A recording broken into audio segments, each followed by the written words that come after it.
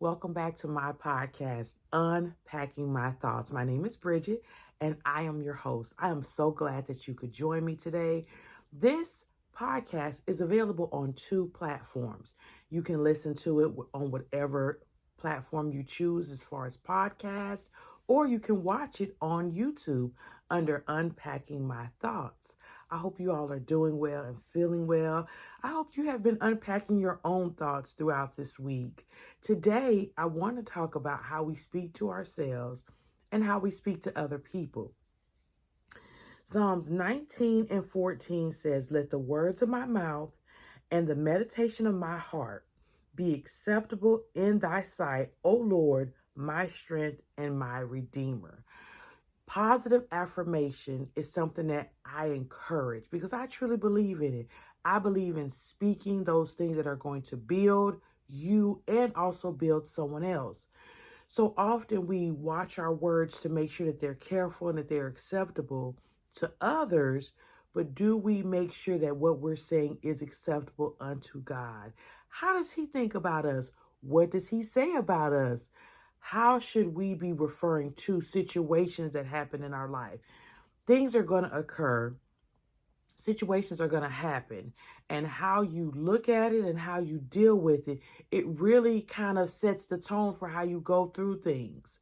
For me in my life, whenever I'm faced with something, my first thing is alarm. Oh my goodness, what's happening? What's going on around me? Well, how can I fix this? How can I solve this? How can I get this? How can I make this better? That's what our first thoughts, right? Which is normal for most people. What I'm learning to do, what I'm working on doing is be mindful of what's coming out of my mouth as I speak over the situation and as I speak over myself. Am I speaking faith into my situation? Am I speaking hope into my situation? Why it's so important that the words of your mouth that you monitor them carefully, because words have power. What you say and what you project, it will happen. If you say things will never get better, this is never gonna this is gonna be hopeless, it will actually come to pass that things don't get better and that it'll seem hopeless as you start to change those words, as you start to speak life into your situation. You will begin to see things turn around. Now, there are times and circumstances where we're not going to always say the right things. We're not going to always think the right things. But when you start putting into practice your words and the word selection, and I'm talking about every day you are putting into practice, speaking those things over yourself that are the positive and uplifting, you will see your words change. You will see things around you change because it's about perspective. The words that are coming out of your mouth is your perspective. So that's how you're seeing things and that's how you're viewing things. So really what you're doing when you're changing your words is you're changing your perspective, and you're not watching your words. You're not monitoring your words to be appealing to people, but you're making sure that you are speaking those things that are going to be acceptable unto God. Those words that are going to be approved by Him. So if I say I'm nobody, I'm nothing, I'm never going to have anything, is that something that God would say about me? Is that something that God would speak over me? Absolutely not. If you're going through a situation where you're facing sickness in your body or pain in your body, are you saying this pain is never going to get better? This pain is going to always be with me? Or are you saying I shall live and not die? I know that I will be healed. I know that I am more than a conqueror. Now, let me say something about life and situations. Things will take you through, and you will have some very low moments where you won't even find the words to be positive, where you won't even know the words because you're going through so much. I recently have been experiencing some very excruciating pain. I mean, even to the fact where it's changed me how I walk because it's in my ankle, and there are days when it brings tears to my eyes.